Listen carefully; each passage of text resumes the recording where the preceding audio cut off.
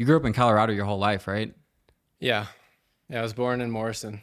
Did you realize how nice you had it like when you were born here? Or was it just like so normal that you didn't even like think about it? That's a good question. I think as a kid, you're kind of used to your surroundings, or at least you're adapting as a young person growing up, and whatever's around you. And I wasn't traveling a lot when I was a kid, so this was just kind of life, you know. And the thought of other destinations was fascinating to me, but I didn't travel a whole lot, like I said, and uh, I just thought that everyone kind of had a similar Right. life. You know, it's like, you have mountains over there and flat over here, just like I have it. But when you go out a little bit, you realize that it's just different everywhere. That's an interesting point because I met a lot of people in like Los Angeles who was like never even left Los Angeles Yeah. because like when you live in such a premium spot with so much to do, you're less likely to travel. It's like kind of like having like a super nice house. You're kind of less likely to leave that Yeah. house, you know? It's so Yeah. it does make sense. There's so much to do out here. I know you used to like snowboard all the time and you actually you were going to compete, right? Or you did compete. Yeah. I competed just amateur when I was a kid. I had a passion for snowboarding ever since I first rode. And started getting into slopestyle, so more of the freestyle stuff. Is that on like the half pipe or is that just like the terrain park? Yeah, that's the terrain park. Well, I guess they're both, but the slopestyle is like jumps and rails. Okay. Yeah. Yeah. Did you have like a injury? Because I know you eventually left like snowboarding. Was there like an injury or were you just like so overwhelmed with it? You're like, I'm done with this. I was probably 15, and me, two of my friends, and this guy that was able to drive us because we were too young to drive. He was one of the friend's sister's boyfriend. He was older, but he took us, and he was filming because my other two buddies and I would, we were progressing pretty fast as kids. We would just like kind of one up each other in a healthy way. What year was this that he was filming? I guess if I was 15, then it was like 2000 and I don't know. Do you remember the camera he was using? Was it the Sony VX1000? It wasn't anything special, I'll tell you that. Oh, okay, so it was like a little handheld camcorder. I don't know if it was that dated. It was. I don't know. It might have even been iPhone, or if there was iPhone, there was. Yeah, I guess iPhone came around the video around that there. time. Yeah. Yeah. There was some sort of recording going on, and we didn't do that a whole lot, to be honest with you. And we were kind of pre-internet, like when we were that age. Right. So when we were doing stuff, it wasn't recorded. So I don't have a whole lot of footage from back then, unfortunately. But at that point in time, we were filming, and we were up in Breckenridge, and there was a jump line, the larger jumps there. There was a 3-jump line, and the first one I hit well. The second one I cleared too much, so I didn't land in the sweet spot. I didn't have enough speed for the third one, but we were filming, so I didn't want to not hit it. So I hit the third one, and I came and I cased it so hard that I actually had a hairline fracture in my neck. Damn. Yeah, and it was like, then it actually really made me open my eyes to what was my future going to look like if I did go professional snowboarding. Like if I really took that seriously and put the drive in to be that, which that was my intention. But it made me open my eyes. Like if I keep going this direction and I get hurt, what am I going to do? So then that's kind of when I started to peek into entrepreneurship, actually. So like you didn't go to college, right? No. And what did you do like when you graduated high school? And I'm assuming this is around the same time, right? When you stopped snowboarding, you're graduating high school. Yeah, it was a little bit before. I was probably a sophomore when I stopped because I was actually being homeschooled for a while. I was just being homeschooled and snowboarding.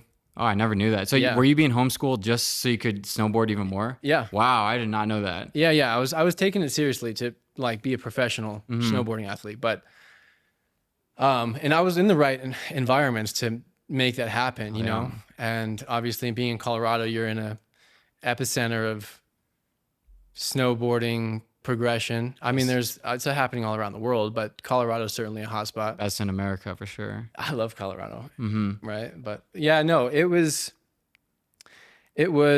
sophomore year-ish, I think, that I did that. And then right after that, that's kind of when my buddy, who I used to also snowboard with, and we are still, best friends, but he and I started buying and selling cars together. On what, like Craigslist? Yeah, we'd find them Craigslist, Yeah, usually back then that's usually where we find it. But that, or just different places that we would find cars that had room for opportunity, and we would buy them for what, $1,000 or $1,500 or something, and put $1,000, $1,500 into it, sell it for 7,000, that kind of stuff. Yeah. We used to do that, and then that transitioned into, hey, we're doing this. We can do this with other assets like houses. Right. Wait, so that's when you got into real estate? Yeah. So you started flipping real estate homes like after that? And did you use the car's profits to like roll that in? Yeah, I did. I didn't have enough money to buy houses in cash from what I made with the cars when I was, in my teens. And I was still working at the golf course. I have a picture somewhere, I don't know, some SD card probably, of when my mom and her former husband, not my dad, but we lived together in this, it was like a country club area, and I worked for that country club. Red Rocks? No, it was Columbine, actually. Columbine, okay, gotcha. Columbine Country Club. So I worked there as a grounds crew guy. So I'd get there like 4:45 in the morning, and go and mow lawn. I love mowing grass, by the way. But so I have a picture after work. I came home and I was like finally seeing my first profit from a car sale, from for flipping a car. Yeah. And I had like 1,000, I think, or 1,500 profit of my own. My buddy partner and I. Is your first time like making money on your own? Besides the golf course, outside of my time working, Yeah. And I have like, I think they were in $20 bills, but I sprawled these $20 bills out on my bed, Classic. Like $1,500, and like my shirt off. I didn't post it or anything, but like my mom took it for me, and my old little dog Ted, this little dog, it was cute. So that sounds like one of those like old Snapchat stories you'd see on people's like stories.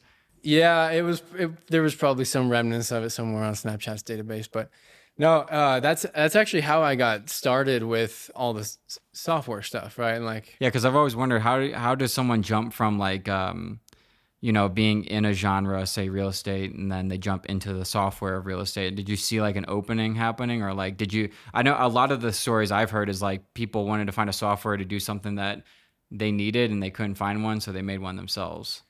Yeah, and if you can find opportunities like that still, like virgin opportunities in software nowadays, then hell yeah. But it's slim picking. Like, people have been developing software now for what, 30 years? Mm-hmm. So trying to find something that a lot of people do that hasn't been done before, like that's very unlikely. And if it is, then it's probably like AI stuff, the newer stuff. All AI.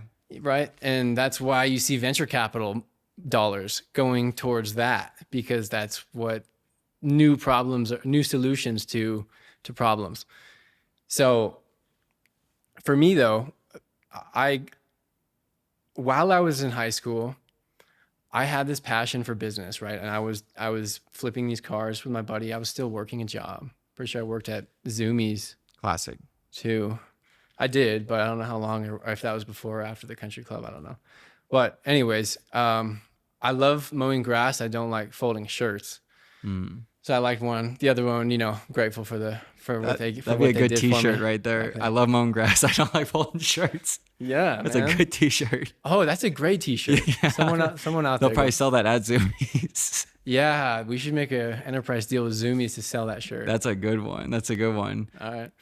We'll talk about it. But no, so that's kind of how I started in software, is by first having this passion for business in high school. And then I was flipping these cars with this cash that I had. It wasn't a lot, like $1,000, $1,500 each, and my buddy and I would put in, and we'd split the profits. So it's not super capital intensive. And I saw the value of buying distressed assets and adding value, and then reselling it to somebody that wants a nice asset. So did you do anything between cars and real estate, or did you go all cars and then real estate? All cars and then real estate. Nice. Haven't touched a car since. Hell yeah. No, but basically I had proof in the pudding that I could do that. Right. And my neighbor, who's a huge role model to me, my neighbor, role model, friend, riding buddy, Billy Hallex. He's a legend, super low key, but like total legend. And I looked up to him so much in business. And he was in real estate. None of my family was in real estate. My dad never did any real estate investing, or mom, of course. He was a doctor. He was just, doing that thing, which is super, super honorable, right? But it was not what I wanted to do. So I was talking to Billy and I wanted to go that route. And I knew that I didn't have to have a college degree to get my real estate license. And again, this is before the internet people are posting on social media about even business. Like it used to just be, it was not even about business back then. So nobody was being like, posting ads like, hey, join my course and I'll tell you how to do this or that. There was nobody there that was validating that it was possible. So I had to take a huge leap that I am going to own this regardless if I succeed or fail, but I'm going to take a different path. I was admitted to CU Boulder right here. Oh yeah. Yeah. And my parents would have split half of my tuition with me. So I had a good opportunity right in front of me. But they said, you can live with us. But and my parents were split at that time, but we'll give you a roof over your head, but we're not going to pay for your business. And, I don't come from a super wealthy family anyways, but the half of my tuition for college, it was like, you either go to college and get that or you don't, and you go on your own. So I was like, I'm going on my own. Wow. And actually, my deal was, give me a year, I'll show you what I can do, and if I mess up, I'll go back to college. And that's what I did. I got my real estate license, got that. It was cool because in high school there was this radio advertisement that I heard that was one of these gurus that was coming to talk about flipping real estate. Do you remember his name? I don't, man. It wasn't Dean Graziosi. Yeah, one of those dudes, with their RV bus. Yeah. So he got me there. And anyways, it was during the day for my business class. It was during my business class, but during the day. And I couldn't get called out. It wasn't like I was going to the doctor, but my business teacher, this is something business teacher where? At my high school. Oh, so you're still in high school when this is happening? Yeah. Oh, yeah. Gotcha. I'm looking at my neighbor who I've always looked up to. I used to work for him doing labor shit, pulling carpet and all the above. That's kind of where the demolition company, that's where I got that idea a little bit, like that proof of problem existing. And so I was doing a lot of this stuff and looking up to Billy, and I'm like, all right, he doesn't need a college degree. I'm going to do this. And I got my license. But right before I got my license, right before I graduated college or high school, I was in this business class and I asked this lady, and she knew I didn't apply myself really in science. I mean, I hate to say it, but science, math, it's like PE and business. It's like, those are my favorites. Yeah. And I was like, okay, can I please go to this? I promise you I'm not going anywhere else. And she just let me roll. That's so amazing. I had my license at the time, but I drove to this whatever hotel where they were holding the thing at, and I was inspired, and this dude even called on me. He's like, you don't have to be, he's like, we got people in here that are this age. He's like, how old are you? And I told him, I was like, I'm 18. And he was like, hey, or maybe 17. I'm not sure, but he was kind of inspiring me to keep going. So I ended up signing up for a real estate course, and I went, got that done. That was my in lieu of college, education, and got licensed, sold my first house. I ended up becoming the youngest person to sell in Colorado. Ever? Yeah. Wow. And whose house was it? This was an investment property. Just from some guy you met? No, this was... You bought it? Yeah. Oh, wow. So you were probably one of the youngest to buy a property, right? No, probably not. I Like young mean, us to well, I sell it? didn't buy it myself. We came in with partners, Right. but that was after. So I had sold this first property that got some attention from like people in my brokerage firm at the very least, right? Because there was a company meeting. It was a big brokerage firm, and they told people about it. So there was some level of buzz, and there was a lady named Julie that wanted to invest, and she had equity in a number of different rentals, some like multifamily ones, like a sixplex and a fourplex. And she had all this equity. Actually, her and her husband, who had passed away, had built a fully, owned outright real estate portfolio. Gotcha. So she had a lot of cash and equity to tap into, but was looking for a little bit of the horsepower. And, that was me. I needed, the cash. She needed the outsourcing Right. of responsibilities and duties. So we got together, we bought this property on Decatur Street over off of Federal and 36, and it was like we bought it from foreclosure auction. Nice. So that was a pain in the ass. There was a lady that was just like basically a squatter at that point. She Oh, wasn't man. paying anything, and we bought it. And then she was really difficult to work with. But after we got through that, started on the renovation, that was a pain in the ass because, I'm trying to run this. It's like I'm kind of positioning myself as the person that can run this. And And are you 17 or 18 at the time? this time I was 18. Okay, so you probably just turned 18. Yeah, I was 18. Yeah, I was Wow. 18 when I sold the house. Wow. So I was still like desiring it when I was 17, but I didn't get licensed until I was 18. I don't think you can get licensed. Yeah, until I you're don't, 18. yeah, that makes sense. But yeah, it was interesting, and we ended up going and buying this foreclosure property. Went through that whole song and dance, made some money, kind of rinse and repeat, and then we got our cash held up into a deal that was a nightmare. There's an attorney here that's actually a good friend of mine now, John Goodman with Frascona. Sounds like an attorney. Yeah, John he Goodman. does. Totally. And he's like the coolest attorney ever. He and I go rollerblading together. It's like, Hell yeah. and he unicycles.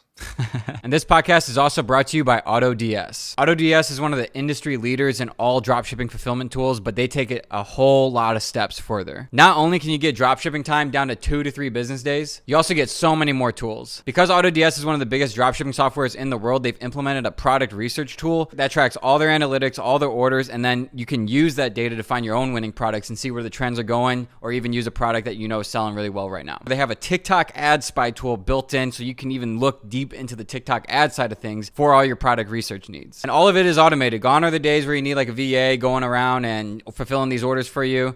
AutoDS, it is completely automated. Not even just the orders, but also the tracking updates and the returns. All of that is taken care of by them. They already have a lineup of 500 million products you can choose from. It sounds like a joke, but that's an actual truth. But I think what really makes them stand out is all their worldwide suppliers that they're connected to. Because most softwares are just like AliExpress and their own suppliers, but these guys are, Amazon, Walmart, eBay, Costco, Target, Overstock, Lowe's, and so many more. AutoDS is truly the all-in-one tool you need for all your dropshipping needs. So if you'd like to test it out, go to the link in the description below. You'll get a special deal through my link. Whether you're brand new at dropshipping or an experienced dropshipper, definitely check these guys out. Now back to the podcast. And he lives here in Boulder. Yeah, he's a legend. A lot of people know John in real estate specifically. Mm-hmm. But anyways, so I had a mentor through the brokerage firm that I was with. I was with York Castle Real Estate. It's the largest privately owned real estate brokerage in Colorado. I joined that as an agent, and my mentor was at the time the co-owner of York Castle, co-founder, co-owner, Charles Roberts. He was a total legend. And I went to Charles and was like, hey, we just purchased this property from auction. I was like, I don't even know what we just purchased. There's a whole story behind that. If you want to get into it, we can, but it's a long ass story about how we basically ended up buying pixie dust. We bought a $78,000 second lien. We had thought it was the first. Oh no. And well, we did a title order and didn't see, it was a mess, long story, a huge lesson. We ended up making it profitable, but it took a year and a half till we got our money back out. Wow. And within a month or two, I knew that it was going to be a while. like within a month or two of purchasing that from auction, I knew it was gonna be a while. So I was at the time, I was young, right? At the time, I was still at that time 18, gone through a couple of foreclosure investments that were successful, but then that, maybe I was 19, I don't know, but somewhere around there, early 19 if I was. And all of the cash that I had generated from these investments was inside of this one, because when you go to foreclosure auction, you got to buy in cash. All cash, And yeah. at the time, I probably had 30 grand, 25 grand, I think was what I had in my cut that we put towards that. And then maybe I had some extra cash or something like that. But not enough to go and do more deals, you know, especially when we were going to eventually have to buy out the first mortgage so that it didn't turn into pixie dust. Right. You understand? There's a first mortgage, and the first mortgage was also defaulting. So if that first mortgage went to foreclosure auction, other investors would want to buy it because it would cancel out any secondary liens, including me. How could they not include this at the foreclosure auction? Like, wouldn't that be like necessary information? Or can they just get away with that? No, that is not on them. Wow. It's like, yeah, invest at your own risk. Wow. Yeah, and you can F up pretty fast. And with pure cash too, not even like a loan. Yeah, no, dude, like I said, pixie dust, 78,000, second lien. Imagine that first lien went to foreclosure auction, which it's a whole story. And you'd get into like real estate law, which I don't think your viewers probably give a shit about. But the truth is that if this first mortgage went to foreclosure auction, then the second mortgage would be canceled out, meaning that our $78,000 claim to the property, you could just put it in this gas fireplace. So if I understand this correctly, when you went to the foreclosure auction, you were under the impression you were buying the house for $78,000. Yeah. But really, well, we didn't think we were gonna be the only ones bidding. We thought it was like, okay, so we put our bid at 78,001, right? Like the starting. No one else bid, and no one else bid, and we're like, oh fuck, like we either just got a slam dunk or we are in deep shit. And funny enough, Billy, that role model of mine, friend, everything else, like business dad, he was at the auction, and I talked to him before, but you can't talk during the auction, but we can talk before it starts.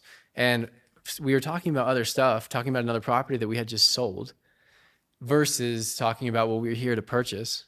Gotcha. And after he said, oh man, and we were like the crew that just bought Nickel's Circle. Right. Like we just bought the shit piece, you know, thinking that it was the Lamborghini, you know, and everyone knew it except for us.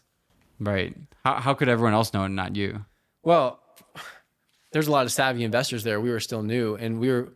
Gotcha. That's not an excuse. I mean, there shouldn't be an excuse with that amount of money on the line. But really, what had happened is that this morning, and you have to order. Used to, at least in the way the auctions worked back then, they were all in person.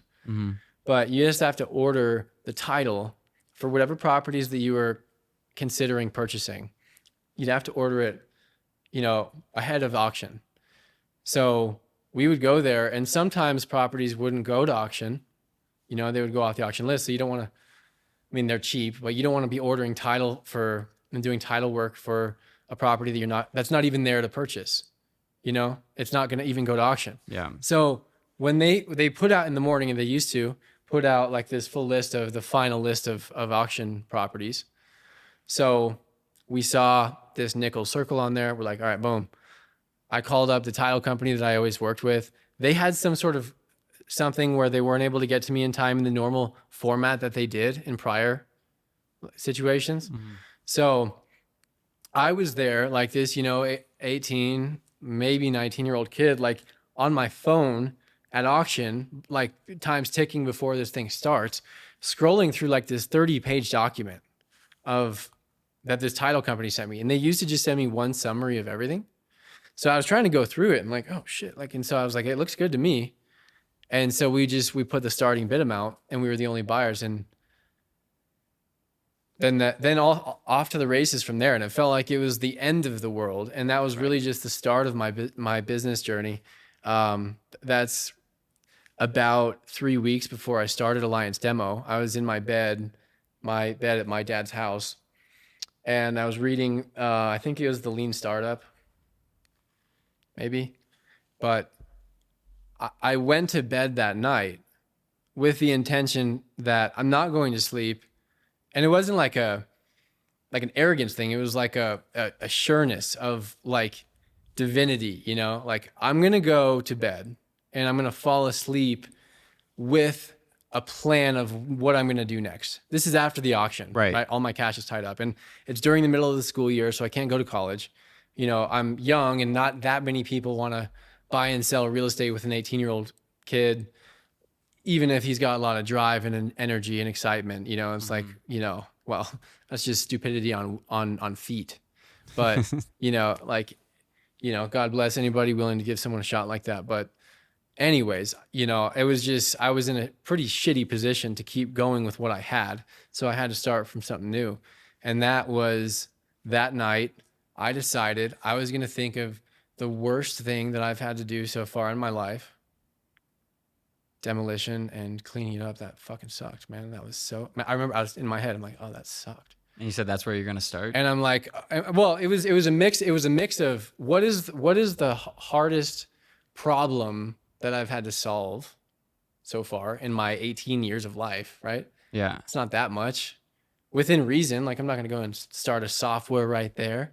So I had to do something that I could do that was within reach, you know? Right. And I'm like, all right, what can I solve and where can I mix that with who I have access to that has money, you know, not high school kids, but like, and I'm like, oh, I'm around all these foreclosure auction investors, right? I'm always, every week I was going to the foreclosure auctions, even if I didn't buy. I just wanted to expose myself to that. And, you know, and all these people started to get to know my face around all the different Jefferson County, Douglas County, Arapahoe County, blah, blah, blah, Denver County. And all these people start to see this, you know, kid that's always at auction. And I didn't go there for that reason back then, but then it actually turned into being an asset for me because they had seen my face before. And now I was back with a stack of business cards. For demolition. Wow. Yeah, the exposure thing's definitely a real thing. Like, think about that a lot. It can be the same for like friendships or relationships. It's like you go where your ideal person is. And the more you're over there, the more you're exposed, the more you'll find whatever it is you're looking for. But it's like, it's like, it's kind of like a reverse seer in a way. It's like if you're looking for that, you know, a lot of people might do like DMs, you know, they might just like post about it on like Facebook and stuff. What, like a new business or something? Just say like demolition. Yeah. But like something attracted you to the foreclosure auctions, right? You said you were going even if you weren't buying. Because you just wanted to be around it, I just wanted right? to be, yeah, exactly. And it ended up working. You maybe you didn't know exactly why you wanted to be around it. You just know you needed to be around it. Yeah, dude, think about plants. Mm-hmm. I don't know if the cameras can see it, but like, oh yeah, there's a lot of the same. Mm-hmm. All these trees, although they're different trees, they look very similar. It's not by coincidence. Right. They're in the same environment. And therefore they look like that. Right. And there might be some different types of trees and some different variations, but you're not going to find a palm tree out there. Right. So if you're looking for palm trees, go to California. Yeah. That's a good way to put it. Yeah. So I'm wondering, I know you started the demolition and then that kind of like that was giving you cash while you're still dealing with this like singular house issue, right? No. Oh yeah. Yeah, exactly. That house did not turn into liquid cash for like a year and a half. A year and a half. So what was it that inspired you to then go from demolition to software? Oh, because that's an excellent question, really. Thank you. Yeah. My back hurt. Is it from the snowboard thing? No, actually, it's from a car accident, believe it or not. What car accident was this? I didn't tell you about this, bro. Oh man, I got rear-ended by a semi. Not the guy, not the one coming through from Golden, right? That killed like 8 people. Oh no. Okay. God bless them. I didn't know if you're in the middle of that or not because that was a whole mess. Dude, no, hell no. That's so sad. And no, it wasn't that one, but it was out in Commerce City. I was 18 showing a property. 18 showing a property, and it was like shitty weather. It was sleet and rain, or I guess sleet. Mm-hmm.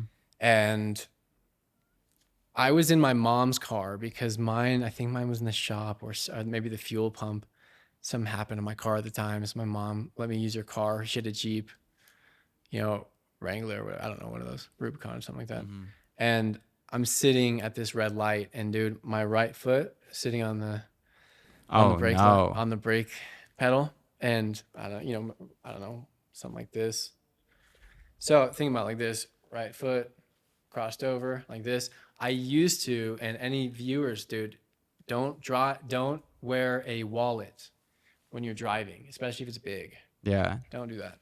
It's bad for Especially your if you're driving for spine. a long time. Yeah. Yeah, don't do that. But I used to carry bullshit. Like I used to carry like other people's business cards in my wallet. I don't know. I was a young kid. I had to learn all the shit one at a time. All right, take those business cards out of the wallet. All right, Right. organize the apps on your homepage, on your iPhone. These little things. But anyways, I was kind of tilted like this, right, crossed over, and I had a sixth sense right at the moment that I look up in my rearview mirror and I see a big ass truck. And like right split second, it was a split second. And it basically, yeah, blew my lower discs out. Jesus. Yeah. And Yeah. this is after the whole house situation with the second lien. This is before that. Okay. This is before that, believe it or not. This is before that. And then I had a lot happened in a short period of time. But anyway, so yeah, back was hurt. A year from the day of the accident, I had back surgery to fix, ideally to fix it, right? And I had that going for me. But during the year from the car accident to the surgery, during that time, I had started Alliance Demo. Mhm. So I had probably 6 months where I was working, and it was just, I mean, not just me. I hired some of my former high school friends that didn't go to college, that were still in town, right. right? And I would hire them. But other than that, I was still doing the work. I wasn't just be like, hey guys, here's the project plan. Yeah. It was mainly you. Yeah, it was me running the projects, and I think up until like 80 projects, I ran them all myself. That's crazy with a hurt back. Yeah. Yeah. And then I had the surgery. snowboard injury on top of that. Well, that, thanks to God, man, my next That was perfect. Yeah, I think it's good. Okay, good, Yeah, good. I mean, good. So you ended up like from my understanding, you're saying that like you got the surgery. After the surgery, could you still demo, or is that what inspired you to go to software? That's exactly what. Yeah, and sorry to have such a long-winded answer to that question, but it gives perspective. Definitely. I think. Yeah, I never knew any of that. Why the fuck would you go from demolition to software? Well, because my back hurt. Why did your back hurt? Well, I was hit by a truck. Okay. Then I started a demolition company. The perfect thing. Right. Hey, everybody out there. Yeah. Go break your back if you can. Get some surgery. Start a demolition company. Life will be good. No, but it was like hell. Actually, I can't imagine. I had like hell in my body. Mm-hmm. And I got these 2 pillows now. Thanks to God, my back is strong and good now. Maybe not as strong as it would be if I didn't have that, but I can't control it. But I like to favor it a little bit. So Yeah. Anyways, my back hurt, and I was in my car or truck at the time, right, with the demolition company, running to different job sites. Because after I had built it to be fairly successful, actually in a fairly short amount of time, successful meaning like we had enough work to keep a crew busy. Yeah. And that's not easy. So I was super excited to be at that point, but then we got busier, and then we had 2 crews, or really it wasn't just like that. It was like, oh, like, you don't grow like that in construction. You grow like 1 crew, and then and they're not even busy enough to keep working for you full time. And that sucks. And then they get busy enough, and then they're like, oh, life's amazing. The crew's got the project. Life is good. And then you're like, oh, I've got a bunch of projects that these other new clients want to start next week. And do I turn down, $10,000-$15,000, or do I somehow make this work? And then you go and you somehow make it work. And then you have a crew and a half, and then you start to stay that busy. And then that crew and a half, doesn't have enough work, so they go and some people quit, and then it's a whole song and dance that is a pain in the ass that is called construction. And I was singing and I was dancing, and I was like, all right, I'm ready to dance to some new music. And I didn't want to shut that down because it was successful. So for years and years, I kept that going through employees that I would assign as like the project manager, and then they would, there was ebbs and flows of that, and until it got to where it is now, which we can talk about if you want. But I didn't want to shut it down. I couldn't shut it down because it was my source of income. But I knew I wanted to do something that was more exponential. So I was driving from work site to work site, and I was going from, out like east, or maybe up here, up north, Boulderish, down south. And I was near the exit where I grew up, and I'd go in my elementary school bus would get off the exit, and I'd go through the town of Morrison, which is a piece of my heart, Fine. So I was going through that area, and I was listening this time to the Lean Startup, same Eric Ries book, right? But this time listening instead of reading. And I came to the idea of eGen. But it was only after I had the intention of building something that was more exponential than Alliance Demo. Right. That's about it. This podcast is brought to you by dropshipping.ai. That means this podcast is brought to you by myself. This is my website. This website is completely free for everybody. I don't want your money now or later. This is not some funnel. This is completely free. You get a free dropshipping store built by AI. You get free products chosen by AI, and you get a free course on how to use AI to dropship in the modern day era. AI has changed every industry. Everybody knows that, and dropshipping is not excluded. We have the most relevant, most powerful, most up-to-date information specifically tailored to dropshipping and AI fusion that we're seeing right now. And like I said before, this is completely free. I'm one of Shopify's top affiliates in the entire world. In fact, I was awarded top Shopify affiliate in North America, so they pay me to give you guys this for free. It's a beautiful cycle called the cycle of life. So if you want to support yourself and support this podcast and support me, go to dropshipping.ai, claim that store, claim those products, claim that course, and let's get back to the podcast. So when you thought of eGen, like what was like your idea? Because like you were saying before, like it's very hard to find a software that's even worth building because so many people have been building it. Like what was like the main idea when you were going to make eGen? The main idea was that, well, going back to wanting to build something that was scalable and exponential. And also going back to the Alliance Demo thing of like, who can I service and what can I serve them, right? Mm-hmm. Auction investors, I can serve them demolition. It was like, what have I done in the past? Okay, software. What software? Because software is scalable and exponential. What software have I used that like could be better? I'm like, I used CTM. That sucked. That CTM sucked. I could build something better than that. Like, how do I build? All right, I'm gonna do that. I'm gonna do it.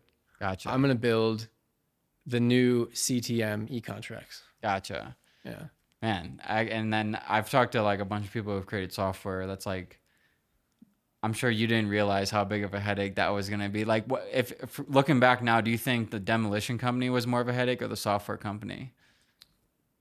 Oh, that's a great question that I have never been asked. And I would say for me, there's two different answers to that same question. The first answer is that demolition was the worst because it was sacrificing my body and like, just dude, I mean, that shit is hard. Yeah. Hard work. slugging like 250-pound trash cans with another dude going down and up a set of stairs, like 100 times in a day, and then come back the next morning and do it again, and then on top of that, I was investing in the software on top of that, right? All my profits were going into the software. So I wasn't even getting to see the fruits of my labor because they were being just built in terms of code. Right. So that was shitty. It was like a lot of hard physical work for not money, for not a lot of money. Then you have the answer number two, which is eGen was the worst because it took me 7.5 years to make money from it. Wow. But then I made a lot of money from it. Yeah. Thanks to God. Yeah, because you made a lot of money from it, and then you exited it, but you're still like running it, right? Yeah. Yeah. It's just, honestly, it's an absolute dream come true. If I was to have made a movie script about my life and it was built around my ideal life, I wouldn't have been smart enough to think of the outcome that actually is real in my life now. So thank you, God. But it was an acquihire.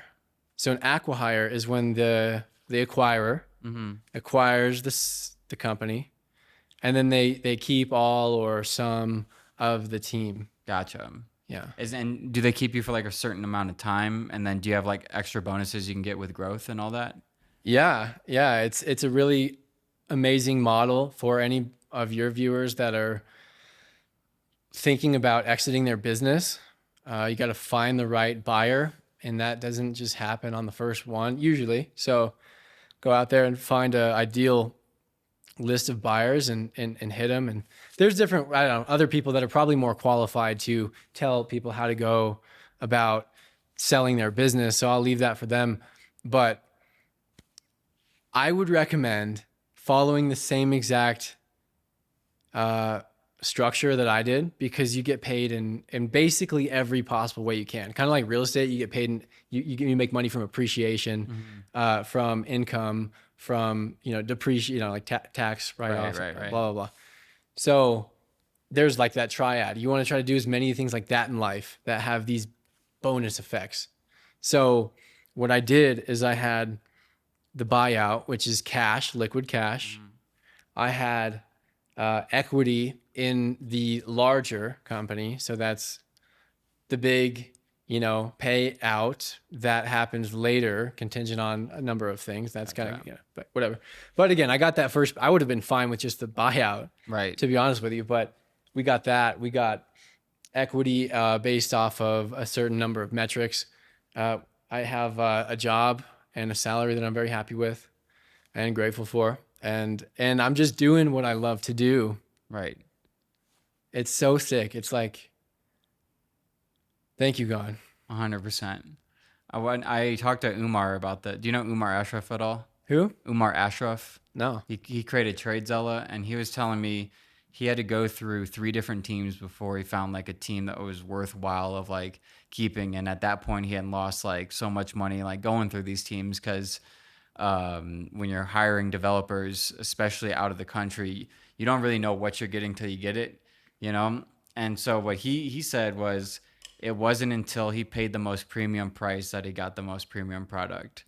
And what I was wondering if you had like a similar experience with that. Did you just find your team right off the bat, or did you have to go through like a bunch to even like start to like find traction in what you wanted to develop?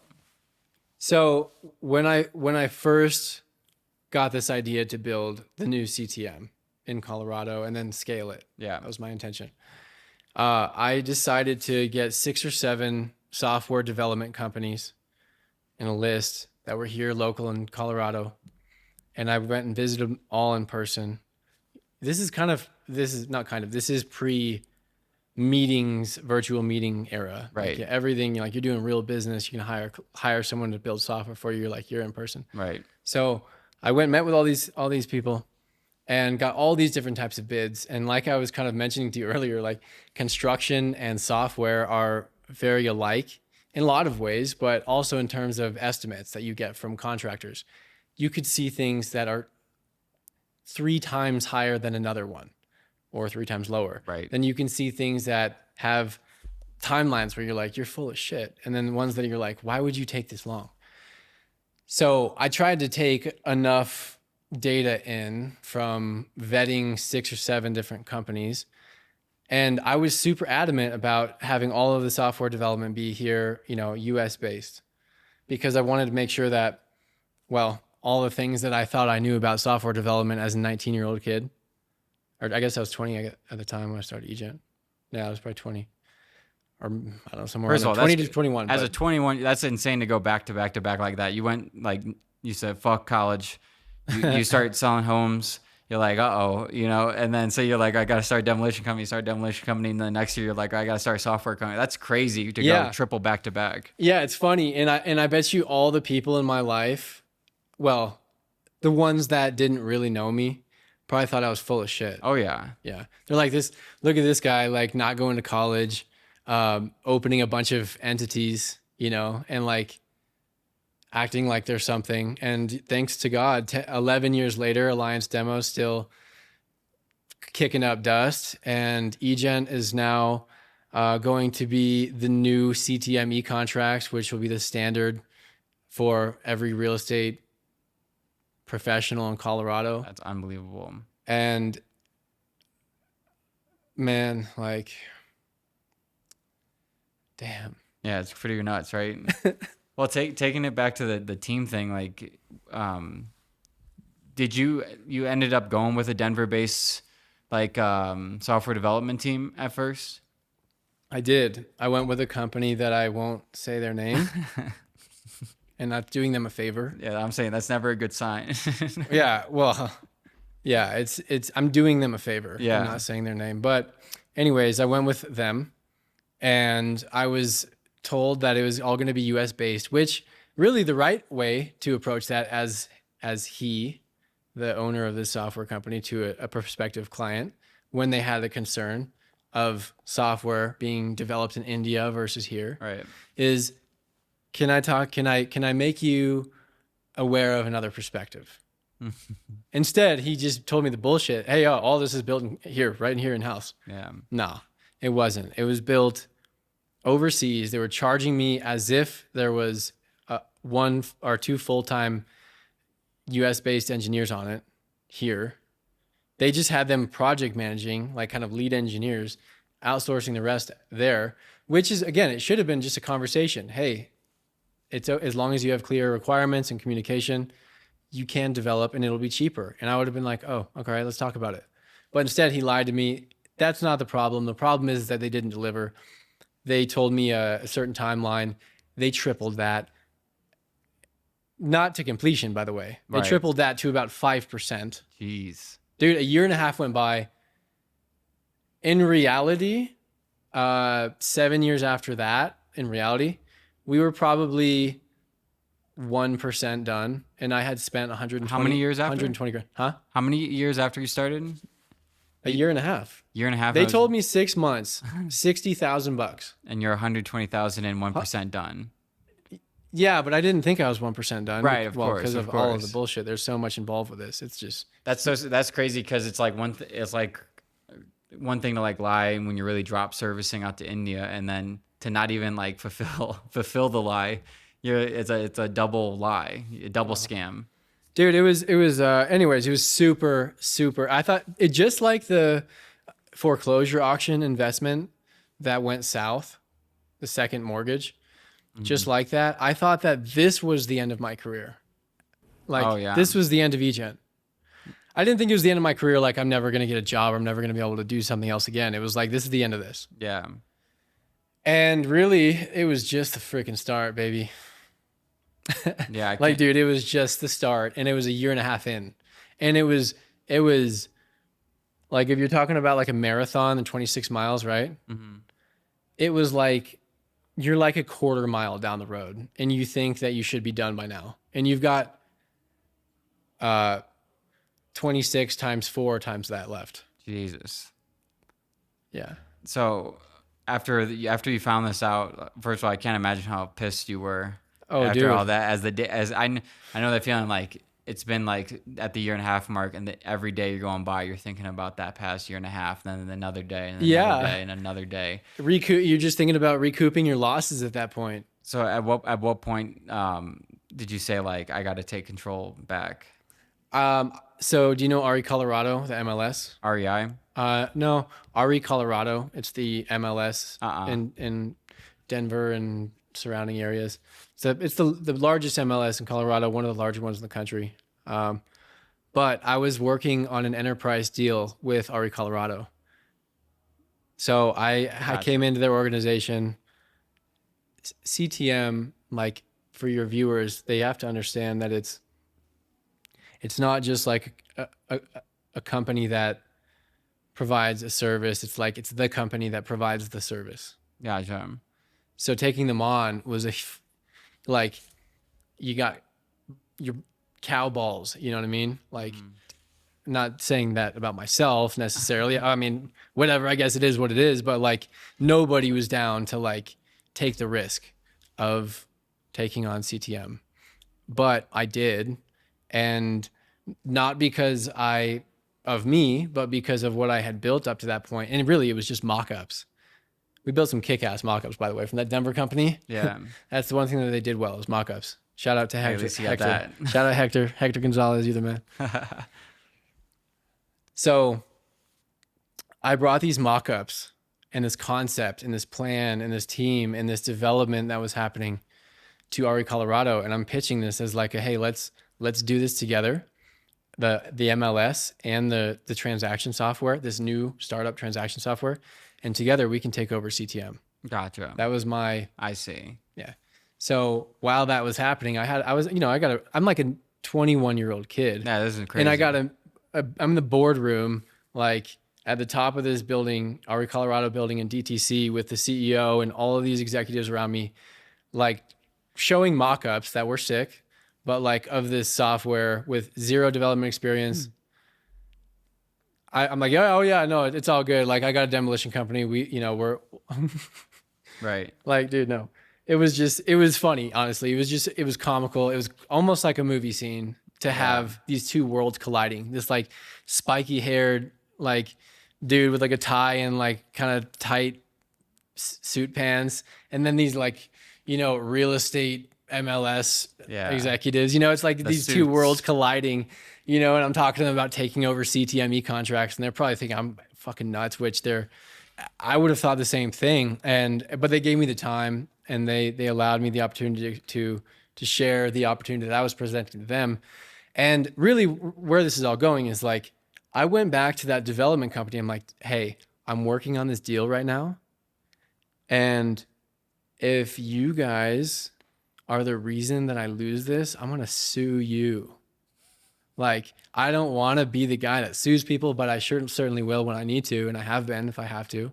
Like, not to sound like a tough guy, but like, I'm not going to let people walk on me, especially when I'm handing over 10 grand a month as a kid. It wasn't my dad's money. Right. This is my money. Mm-hmm. And I'm living at home with my mom and dad, or well, they were split, but it happened like whatever. While I was running Alliance Demo, I lived with my mom for a while and then my dad.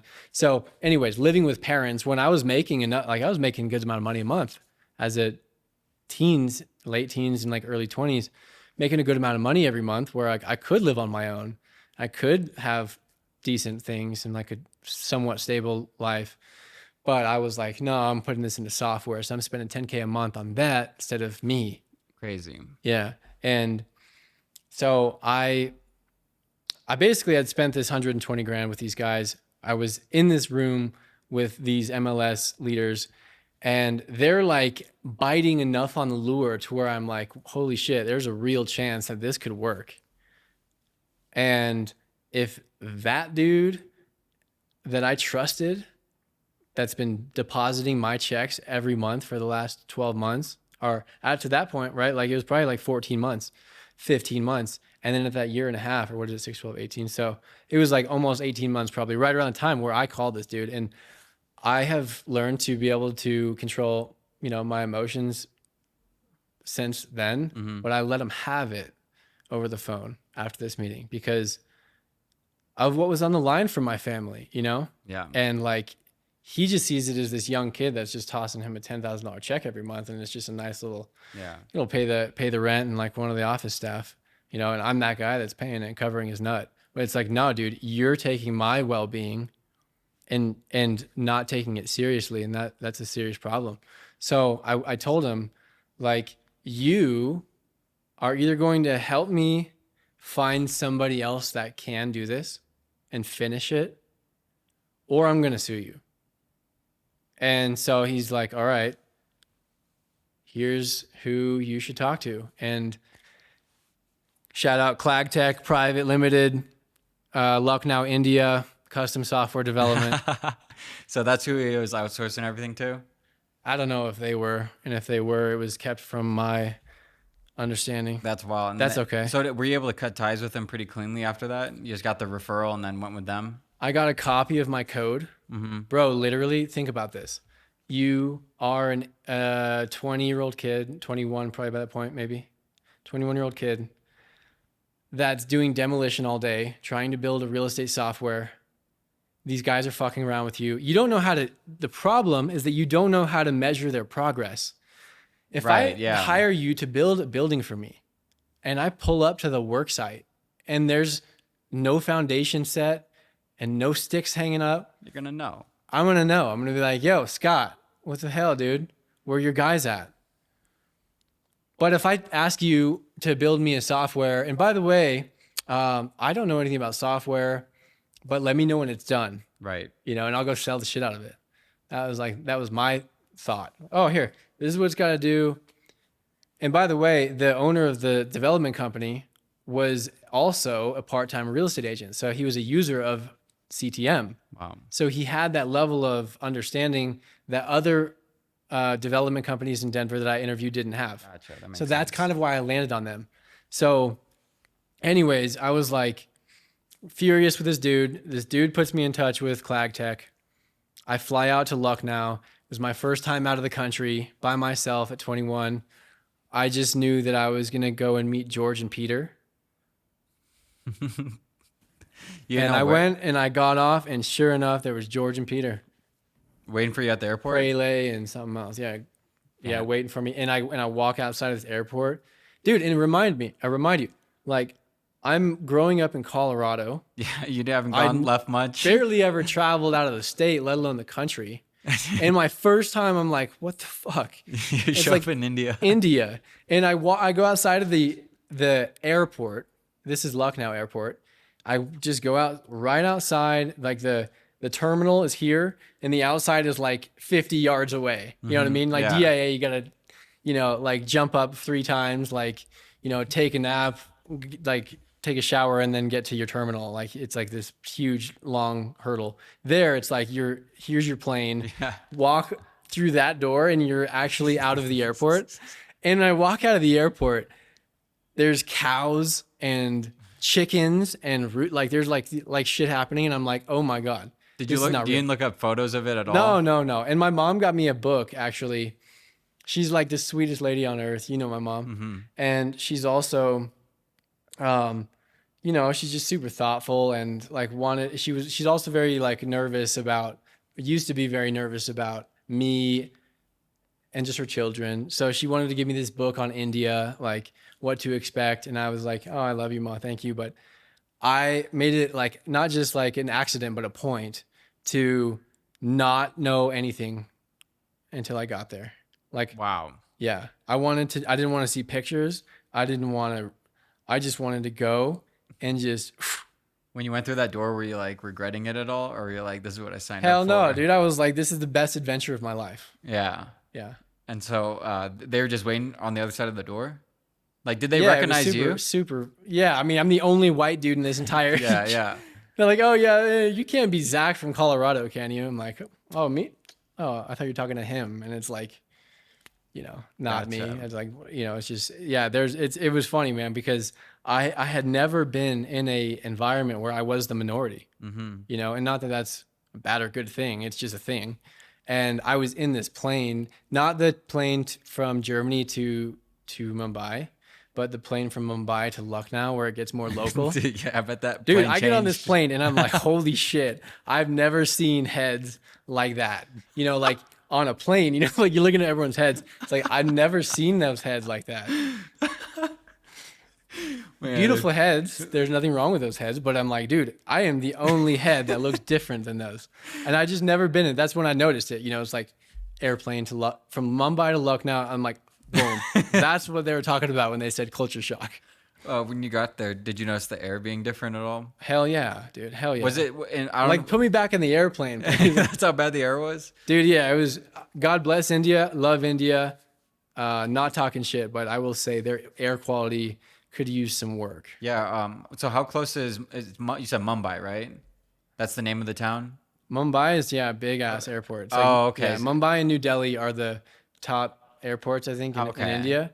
And like the biggest cities in India too. So you're in a really polluted area then, because you threw me off with the cows. I thought you were like, No. That was when I landed in Mumbai. I had to take another flight from Mumbai to Lucknow. Oh. Lucknow is where you're Oh, like that. okay. It's like going to like Greeley Airport. Yeah. You know what I mean? Yeah. You know, Mumbai is like Denver Airport. You know, That makes sense. and so you get off and you're like, holy shit, this is actually real.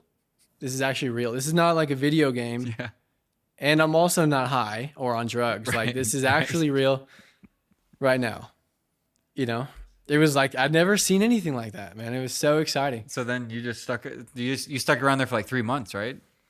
For a month. For a month. And what did you do in those months? Did you just like direct them exactly of what you wanted Yeah. to do and all that? Dude, I was tired of being taken advantage of. Yeah, I bet. After a year and a half of like bullshit, you know, and like saying that they're doing things on the back end that you can't see yet, and like setting up infrastructure and horse shit like that. I'm like, dude, I don't have time for that. I'm going to sit with you. I'm going to literally, no, I have a picture. I should show you. I have a picture where it's the funniest room that you've ever seen. First off, this office, it's like, you've got, okay, you would walk into this room. Everyone takes their shoes off, which I think is cool and respectful. Yeah, right? yeah. Take your shoes off. Everyone's working with their shoes off, and it actually smells like they are working with their shoes off too. You know, God bless them, I'm not talking shit, but dude, it smells like it. So you walk in there, and you got the entrance, and then every square inch around it and in the middle are humans on computers. Small ones, this big. Small ones. This big. Yeah. And I'm like, all right, this is the eGen team right here. This is the eGen team. Vinet, Rajeshwar Tomar. God bless Rajeshwar Tomar. Till the day I die, I'll be there for that dude for sure. He was there for me. I paid him out too, by the way, when I got my payout. Oh, that's nice. Yeah. Yeah, he became a millionaire amazing. in India. Yeah. A lot of people stiff people like when they get Oh, paid dude, out. well, I that's don't take because- you as that type of person. No, I don't. Well, that's thanks to God. Or thanks to my parents, Yeah. you know, or something. Thanks to somebody. But dude, yeah. So this whole room, dude, is just sardine packed with engineers. And then you have the eGen team, the eGen corner, and then there's me. So I'm in this chair and I'm looking over. I'm usually working with the designers, you know. Yeah. And I gotta say, our design is pretty dope, and I owned that. Thank you. No, I really like designing software, but the actual components of it, like the coding, wasn't interesting to me. I'm like, it's cool to watch, but Yeah. I don't want to be a programmer. Yeah. Not that it's not cool, but it's not me. Mm-hmm. So I was like designing, you know, like, oh, you should put that button like 1 pixel. Yeah, I was just doing these things with these designers. Right. And they're just making it happen. Yeah, and then providing functionality requirements to the back end guys. Right. So that was what I was doing. But dude, every day, 12 hours a day, minimum. Well, I guess like 11 to 14 hours a day. We'd be in this little sardine. You know, I'm smoking cigarettes. Yeah. You know, and I don't smoke cigarettes, but I'm smoking cigarettes. Were there I'm like, oh, it's time for a coffee and a cigarette. And I'm like, I'm not even that guy, but I was that guy. Were there any windows in this room? No. I'm picturing no windows. No windows. Were you smoking a cigarette inside? No, they didn't allow that. Oh, okay, They didn't that allow would've been nuts. They do, but now I'm talking like a small room. We're talking the size of smaller than this living room. Yeah. Like in this kitchen space, this area, smaller than that. And we had in that room 45 people. Oh my God. Dude, it was a fucking comedy movie. And then I'm just there, you know, smoking cigarettes and drinking coffee. Oh my God. It was so I'm funny. just picturing that, like this white kid who has never really left Colorado going to India and experiencing like culture shock is not even like enough to describe what you're probably experiencing. No, it was a real life acid trip with no acid involved. It was like, it made me question if I was actually there. Yeah, I bet. Like But I was so sober, you know. like It's waking up every morning, you're probably like, was that all a dream? Nope. oh, Like- dude, and the jet lag was a nightmare. Yeah. Nightmare. It was like the whole time I didn't even recover. Oh yeah. Like 2 weeks, and it was serious. Yeah. Maybe I could have, I don't know. I also didn't know what I was doing, and it was exciting to be on a plane for 12 hours at a time. I'd never been on like a, overseas flight. Yeah, So. when I went to London, I remember I landed and I went to bed at like 7 p.m. because I was like the jet lag, and I was Yeah. like, oh, this is gonna be perfect. I can wake up at like 5 a.m., get some photos of like the bridge and the clock tower and all this stuff. I went to bed at 7 p.m. I woke up at 3 p.m. I have the Aura records to document it. What was your score? Oh, 100,000, 150? 100,000 Dang. because Have you ever had 100 on Aura? no, just an activity. Sleep Okay. has always been an issue, but I remember that Me because too. that was crazy it's wild what your body does to adjust over there. And I was going to ask you about that. So like getting food and stuff, like what did you do for food usually? And like, did you have any effects of like, cause In India? yeah. Oh, yeah, yeah. Oh, that was an interesting situation. So I didn't eat any of the street food. Mm-hmm. I had an opportunity. I bought some. I gave it to the dogs, and and like I said, when I'm not trying to like be a jerk, but dude, I felt bad giving it to the dog. Oh my God. I'm like, fuck, should I give this? It's like this dog that's like skinny, like you should put this down, like, because it's not okay. Yeah. And I'm like, should you really eat this? Like, this might actually kill you faster. Yeah. So I didn't eat it. And like, yeah, dude, the food was tough for me, at least in lockdown. But there's amazing Indian food in India, Oh yeah. of course. Yeah. But at least the street food, dude, oh, hell no, I can't do that. And I usually would just eat at night in my hotel room. I was staying at it was like a 5-star hotel. It was like, Nice. it was like $45 a night. Oh God. No, That's it crazy. wasn't a 5-star hotel in Mumbai. It was like Right. a 5-star hotel in Lucknow. And it was what you would think a Lucknow, India 5-star hotel would be. And it was funny as hell. It was just funny, dude. It was just funny. And they had toilet paper there. They had American food there.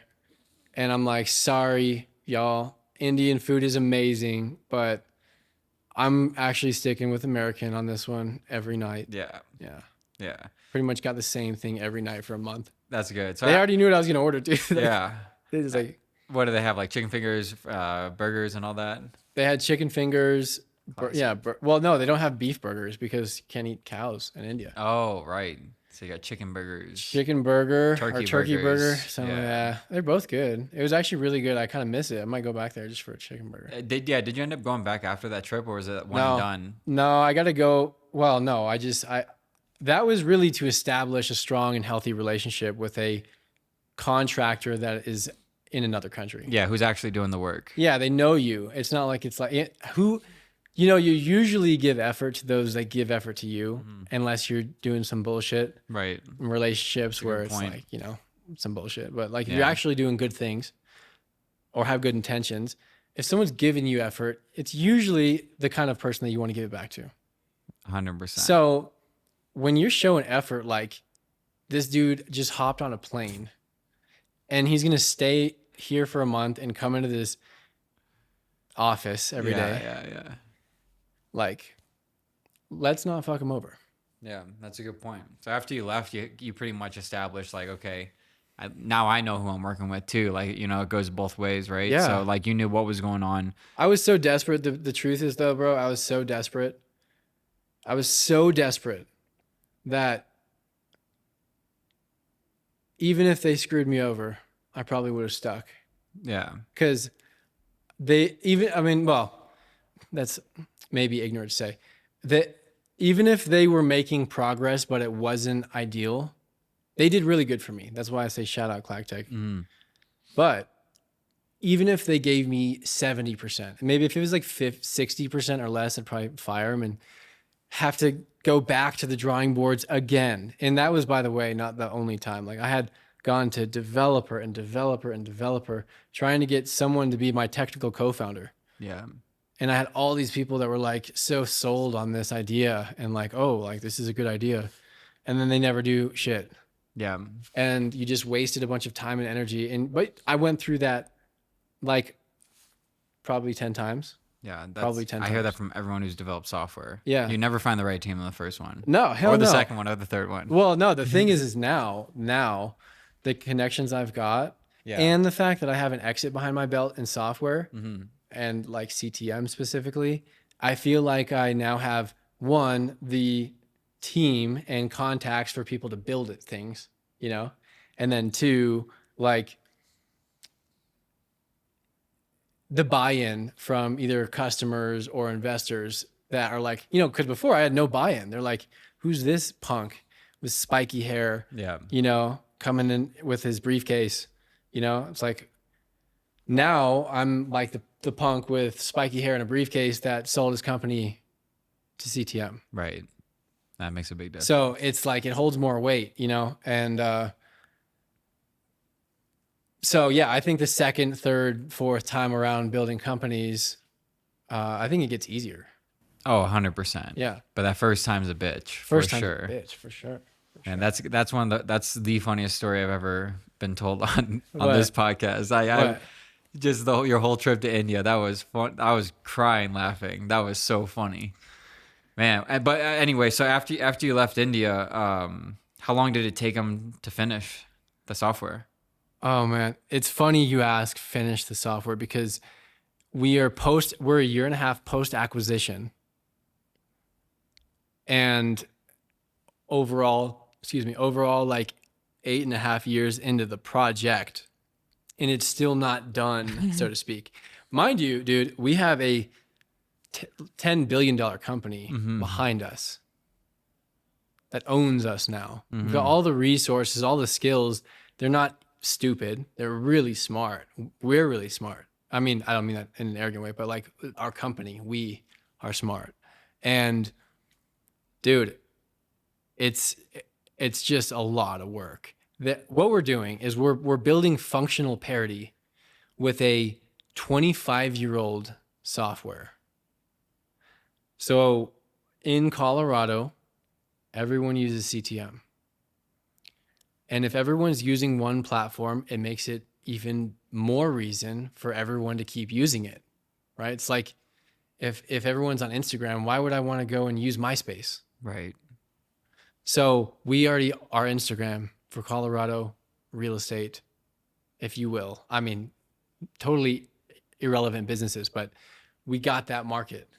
So now what we're doing is we're taking all of that 25 years of functionality that was built inside of CTM from actual users, like at this point, probably like, well, definitely hundreds and hundreds of thousands of people that have used this software in Colorado over 25 years, maybe even 1 million people. Who knows? Like, I mean, I don't know, probably not, but like hundreds of thousands of people use this software and get constant feedback, and everyone's using this software. So when you do that, you have a massive platform with so much functionality that trying to build parity, like functional parity. Right now, Snapchat is allowing me to offer you a special deal where if you spend $350 in ads, you're going to get $375 in ad credits. Snapchat's often one of the most overlooked advertising platforms there is, but it's also one of the largest. So if you have ads running on other platforms that are already working, take advantage of this deal just to see what would happen if you took it over to Snapchat, because Snapchat is a whole different audience,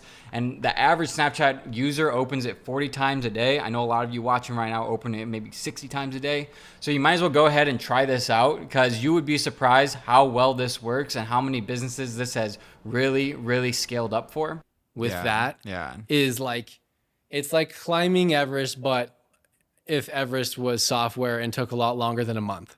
Is it kind of like trying to put like wheels from like 1940 on like a brand new car? No, that's a good question. No, it's not, because we're not taking actual code. They're two totally separate systems. CTM is this old platform that was built in the early 2000s and acquired by MRI, and then has all the market share. Right. And then eGen is a newer technology, newer framework, etc., that was built in 2000 and whatever it was. I started 17. Newer technology, more scalable, blah blah blah. They're two totally different systems. We're basically just taking the market share of CTM and migrating them over to this new platform. The functional parity is not adding code from CTM into eGen or what we're calling CTM Next Gen. It's not that. It is actual features. So I, as a user, want to do this. And that is not available in eGen, right? Because they had 25 years to build all this shit. And if we're going to take an entire market and transition them to a new platform, they have to have at least everything that they have had before, I right? see. Plus more. There's no reason that a user would want to be upgraded to new software that has less functionality than the old one, I see. right? So we're forced with this task of building functional parity with the existing CTM platform, which is a huge, monstrous ask. But we're doing it. We're close. We're closing in. We got a kick-ass team. But dude, it's Okay. just to answer your question, like how long did it take until the software was done? It's like it's still not done technically. I see. But I had employed the India team for about 3.5 years until I ran out of money. I wanted to, sorry guys, we took a little break there. I wanted to pick up with one thing that I want to ask you is, like, what's the main thing that eGen offered that they wanted to acquire you completely for, that wasn't available before? So MRI software had two options, or three really. One would be to do nothing and just rest on their, the fruit of their loins or whatever you say, like whatever that is. They're chilling and not worried about competitors. The second approach they could take is, hey, yes, we have a lot of market share or complete market share, but we have a shitty platform. They were aware of that, but if they were going to do something about it, they had two options. One was to build something new themselves, Yeah. because the existing CTM framework was dated. There was no way it was going to be able to handle like the kind of building and expansion and scaling that we wanted to do with this product. We want to take this product outside of Colorado into new markets, in the country, out of the country eventually. So they have an option. Do we build something new internally and it's going to take X amount of dollars likely and X amount of time? Or do we acquire? Do we acquire a technology that is already there in terms of the functionality? And eGen, like, I was the first to actually build a alternative platform to CTM that was serious. Some people had tried and like done some little stuff and never got traction. So I guess that's my main question right there. Like, what made yours better than theirs? Like, ease of use, of course, right? For sure. That's the most obvious, is the ease of use. And were there any additional features that you could offer that they couldn't? Yeah. One of the features, and I thought of it in a really unique time. My team and I built a feature called Simple View. I was like trying to think about what we could do in real estate contracts to make it like something cool, like something not just like filling out contracts, like, and I came to this idea of like doing TurboTax for real estate. Gotcha. So that's one of the features that MRI really valued during the acquisition was Simple View. Yeah. Kind of making it like, if I understand correctly, all your real estate portfolio, you can kind of like calculate the depreciation. You can calculate everything that you would need to. Is that right? For what? Sorry? For like a real estate portfolio? Or what do you mean by like the TurboTax for real estate? Oh. So TurboTax for real estate, when you're filling out, like, okay, if I'm submitting my own taxes, right? If I'm filing my own taxes. TurboTax allows me the ability to understand what these tax forms are implying, what they're saying, and how to fill them out. So in a real estate transaction, there's a lot of hand-holding, especially for newer agents like I was in these contracts. So I wanted to provide built-in contract guidance in the product itself. Here's one of the reasons I thought of that feature. Charles Roberts, the co-founder of Your Castle Real Estate, was my mentor. And this dude, again, he was such a humble dude, but such a badass, really, in terms of what he built. Like so silent, so humble. But he was like a pretty heavy hitter, and he's on the phone one night with me, 18-year-old kid, at like 9 o'clock at night on a Sunday, because there was a offer acceptance deadline. And then Zach, do you mind getting a little closer to the Oh yeah, microphone? sorry, bro. There was an offer acceptance deadline for like 10 p.m. or 12, maybe midnight. I don't know, probably 11:59 this night. And so I had to submit an offer on this property, and I needed to walk through the offer with my mentor, Charles. So I have the co-owner of the second largest privately owned brokerage firm in Colorado on the phone with me at 9:30 at night on a Sunday. And I'm like, I'm feeling bad because I Yeah. need the help. But I'm like, this dude has so many more things that he'd rather do than be on the phone with me right now. Yeah. So I decided that I was going to take his brain. And I actually did. The first version of Simple View was created by Charles Roberts. Oh, really? Yeah, it's fucking cool. That's But awesome. then it ended up transitioning into other like industry leaders in Colorado. But and even John Goodman, that attorney I was telling you about here in Boulder. But yeah, so dude, it was just. Sorry, where was I even going with that? I'll try to. Oh, no, you're just talking about the simple view and like. Oh yeah, that's how how it Simple View simplified came about. everything. Okay, that makes sense. You asked what was like one of the core features, Yeah. or core reasons for MRI wanting to acquire eGen versus doing it themselves, or just not doing it at all. They did something about it because I made it very clear that if they didn't, that there would be something that would happen. You know, Yeah. maybe my business would be crushed and I would, keep living in my car. Well, Or that's maybe important. I would somehow kick their ass and they should have a meeting with this guy. And they chose to meet with me. I showed them the opportunity of doing something together versus having to compete against each other. And they saw the value as well. Simple View is one of those features. And Simple View came because of that reason, being on that call that night with a man of that, magnitude. Like he's basically picking up pebbles off the road. Yeah, and You know? that's important to note too, because you didn't say that before. Like when you sold your company, you're pretty much living out of your car at the moment, right? Yes. Like you had put I was everything living in into LA it. because my girlfriend at the time and I were together. I met her. I was living in my car when I met her. Mm-hmm. And the reason I was living in my car, I mean, like I said, my parents love me. They don't thanks to God, I have a mom and a dad that love me, thankfully, and sisters that love me and would let me stay there. So I had a roof over my head, but I had been doing that for so long while I had been building my companies that, like, honestly, bro, I was so fucking tired Yeah. of hustling, working, and being like this silent. I was not posting. Nobody knew what I was doing, but I was doing it. Yeah. I was hiking and there was no Snapchats of the scenery, Right. but I was hiking. And I felt like I was working so hard and getting nothing out of life.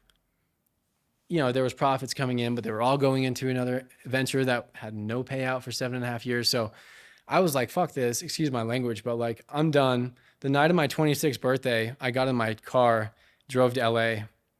And the reason I went there, other than wanting to get away and just like kind of be independent, even though I didn't have any assets at the time, other than the company, right? Like Alliance Demo is an asset, but that was going all to that. Robbing Peter to pay Paul. Mm-hmm. So I went in my car with my laptop and some clothes and my dog. And that was our car we lived in it for basically 6 months. But the first 3 months, I then met my girlfriend at the time, and then she was sweet. She let me stay there, and I helped her with rent too, like after when I was able to, and Yeah. whatever. So I lived with her. I was living in LA, and then we broke up, and then I went back to my car. But we broke up like three months before the acquisition. Mm-hmm. So I went back to my car, and this was like November of 23. So Thanksgiving happened. It was a Thursday, I think. It's usually Thursdays. So Wednesday night, I went to a free hot yoga class, because I couldn't pay for it. I didn't eat at all. I like once every 2 days. And maybe like, almonds and clementines during the day, throughout that, and just water. And even water in LA, dude, getting water in LA, it's like it can be difficult if you don't want to spend money. Yeah. So shit, dude, it's hard out there, really. For real. So anyways, so I'm doing this hot yoga class, and like to be honest with you, it sounds kind of weird. Maybe it wasn't intended to be weird. It was just out of like love. But I loved this person still, a lot. And I was not creeping on them, but like I wanted to see her car because it just made me like feel like I was with her. Mm-hmm. So I was given specific instruction to give space. And I wasn't going to go to her door or anything like that, but I wanted to drive by her car just to like, feel like I'm with her. Mm-hmm. And right as I'm going after hot yoga to do that, like, and then back to my little spot next to Chipotle where I'd sleep. Nice. My car starts like, Oh, no way. and I'm like, oh, fuck. And I have to turn around really fast. And dude, by the grace of God, I got into this Advanced Auto Parts Oh, there really? in Marina Del Rey. And dude, I can't really tell you how close it was. Like pulled, like inched myself with like the last drop of oil into this parking spot. Wow. And the whole car is just oil everywhere. Wow. Done. And like, to be honest with you, bro, I'm crying. It's I lost my love. Mm-hmm. Like, my car's fucked up. It's like totaled. And well, I guess I've got the business like transactions still coming. So like, God, please like keep me strong, And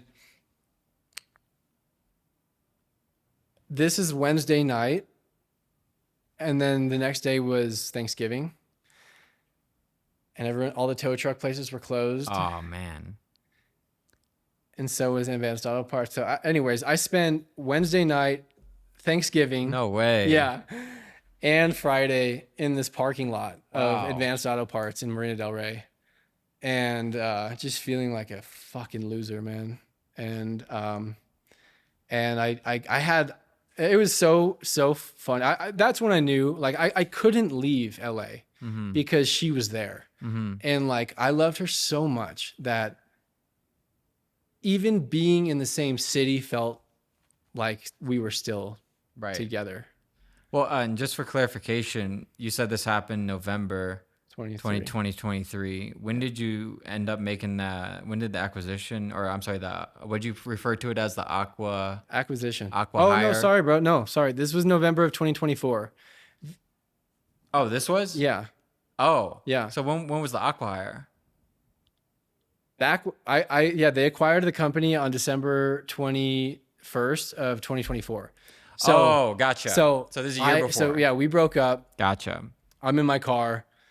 I'm like, the only reason I hadn't left LA yet, like we already broke up. I didn't even have a home there. Mm-hmm. I didn't want to be away from her. Yeah. So I was there. And then by the time I had no car, I'm like, oh, I literally have no fucking where to go.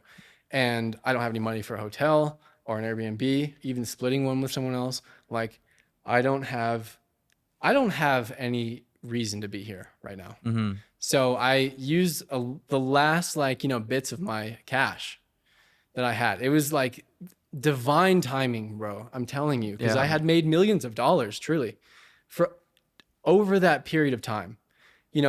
Not millions and millions, but I had made almost $2 million in gross revenue from the demolition company up to that point, Right. by over like 9 years. So I did well, decent. And but all of that cash, the profits of that, I didn't have millions profit, it was Right. 25%. So maybe, but my 500 grand, right? Like all that cash was in the software. Right. And I had no cash. And at that point I had like this code and this demolition company. I have literally a floppy disk of code and a demolition company in Colorado. Yeah. And I'm in LA in a car that doesn't work. And I have my mechanic come by, God bless, Bernardo something, dude, whatever. I don't know. God bless him. I hope he's successful forever because of who he is. This car mechanic comes on Thanksgiving, the night before Thanksgiving, before going home to his family, and comes and checks out the car. Basically tells me it's totaled. Wow. So like going to cost more to fix it than it would to Mhm. just get rid of this thing. And Right. even having your car parked in LA is expensive. Yeah. Yeah. You know, like every square foot is money. 100%. Yeah. So I basically just let the car go. I gave the car to my mechanic. Oh, I nice. gave it to him, and I literally signed a title, no money, and I just gave it to the dude. Beautiful. And then yeah, a month and a half, or I guess from there, like a month later, I have screenshots, dude. So there's no bullshit. I have screenshots. I have multiple I had multiple bank accounts even before the acquisition because I had the demolition company, you know, personal stuff, Right. the eGen bank account, and so I had different pots of money, you know, and they were all active in their own way. Some money was just going out. In the Alliance Demos case, it was coming in and going out. Mhm. And it was so divine, bro. The timing of it. I had like $350 left, Mhm. like liquid cash. And And then I became a millionaire. that's crazy. And the whole time you're speaking is like I'm thinking about how there's like, you know, they talk about parallel universes, parallel like timelines or whatever. There's like a timeline of you where you start that demolition company and that's good enough for you and you just do the demolition company the rest of your life. Yeah, bro. And that was a And reality that could and have happened. outside the money, like you would have been comfortable, whatever, but the journey Yeah. that you went through Yep. is so remarkable. Thank God you didn't just stick with the demolition company. Oh, dude, I can't tell you how grateful I am for my journey. And honestly, it sounds so stereotypical, cliche, you know, like follow your dreams and, dreams come true Mm-hmm. and all this bullshit. Like there were times where, dude, I took out a second mortgage on my mom's house after I had ran out of cash. Remember I told you Oh yeah. after 3.5 years of employing that Indian company, Yeah. I ran out of cash. Mm-hmm. So I had signed contracts with Coldwell Banker, Remax Professionals, Your Castle Real Estate, the brokerage firm I was at. These big heavy hitters. Those are some of the leaders in real estate in Colorado, those brokerage firms. Yeah. So in terms of agent count Mm-hmm. and, just overall leaders. But anyway, so I had signed contracts that was equating to like $35,000 a month recurring. Wow. Yeah. But on the other side, I'm living in my mom's house. Right. My two employees that I'm paying like $1,200 a month to each Mm-hmm. are coming every day to work in my mom's basement, and we run out of money. And so my mom believes in me, and God bless her. I did give her quite a nice return on investment, Yeah. but she believed in me, That's insane. and she gave me $100,000 of equity in her house because I ran out of my cash to keep the car running, and she gave me some more fuel. And to be honest with you, if I was smarter, I wouldn't have taken the money and put her in danger like that. But I wasn't. I was an idiot, and thankfully I was a lucky idiot. and yeah, so so that was what I had done there is I went to Billy, my mentor. Mm-hmm. I said, Billy, would you lend me $100,000? I'll pay you interest only at 8% for 2 years, and I'll pay you back the full balloon payment within the next 2 years. That makes sense. So Yeah. on $100,000, 8% of that, $8,000 of interest a year, paid quarterly. So $2,000 a month of interest for 24 months. And then by the 24th month, I got to give him $100,000, Mm-hmm. the principal.